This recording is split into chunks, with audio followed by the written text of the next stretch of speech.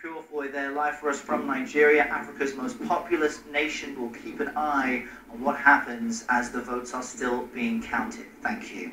Well, that's what's happening in West Africa, but I want to show you what's happening in the East now, to the Horn of Africa, in fact, just next to the Gulf of Aden. You see it highlighted here on this map. A tiny country that doesn't officially exist, Somaliland. They're a part of Somalia, the northern part of what many people believe to be a failed state. But Somalia, for its part, says we're not a failed state. They have a flag and a functioning government. It even has its own banking system and its own currency. But what it doesn't have is recognition on the international stage. The small state unilaterally broke away from the rest of Somalia in 1991, and since then Somaliland has actually prospered. Last year it held a presidential election which was praised by international observers. But it's not trouble-free. Maritime piracy has become a threat to the economy there and the people. But as Jane Ferguson reports for you now in this exclusive report, they are fighting back. There is a threat in these waters, one that has survived the centuries. Just a few hundred kilometers down this coast from Somaliland, a tiny breakaway state in northern Somalia, lie notorious pirate bases. The challenge for the small Coast Guard unit charged with hunting the pirates is that today it is much harder to tell friend from foe. A boat coming from east. Nobody knows whether it is a pirates or local fishing. Therefore, we attack it, and we find that the boat was fishing from Somaliland fishing boat. So always we go patrolling all this area, and when the radar tells us, we attack. The Coast Guard challenge any potential threat, doing their best to search for the telltale signs of weapons stowed in small fishing boats. But they are outnumbered and outgunned. Nonetheless, they have caught dozens of pirates in the past year, they say. Their most effective weapon? Information fed to them by locals. Fishermen can spot a pirate better than anyone. Cost is very long, and we cannot cover all, but we try our best. We depend about our fishing, civilian fishing boats. They tell us where they saw anything they suspect. So we go. They tell you where the pirates are? Yeah, the pirates, they tell us.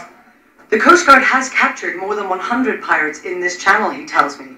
Good news for the locals, who say this historic port is a lifeline, providing jobs and importing much-needed food supplies. It's unlikely there would be any real survival of Berbera if ships didn't come here. That the Somaliland people, if they are a fishermen, if they are in rural area people, if they are a businessmen, they have a general concept to fight the piracy. So that's why the fishermen, if they have seen a piracy, they always call the Coast Guard and always they size them. So we have seen all that the people can see the very, very big problem. It's well known that the shipping industry around the world is paying out hundreds of millions of dollars to pirates. However, here, in this self-declared state of Somaliland, the small Coast Guard is doing what it can to protect its own shores. It says, however, that without more resources, it won't be able to do this on a bigger scale. Here in Berbera Port, they have only 3 small boats. One of them doesn't even work. But instead of investing in local resources to stop piracy, many of the global shipping businesses that travel these waters have turned instead to private security companies. That, says Somaliland's Minister of Justice, won't stop the problem. The international community is definitely paying a lot of money to fight against piracy. But I think they are missing the point. And that is, they've got to support the establishment of democratic societies. Good governance, with the rule of law, should be leading, should be working. The money these companies are paying should go to the international, to the coastal guards. They should be given radars, they should be given communication.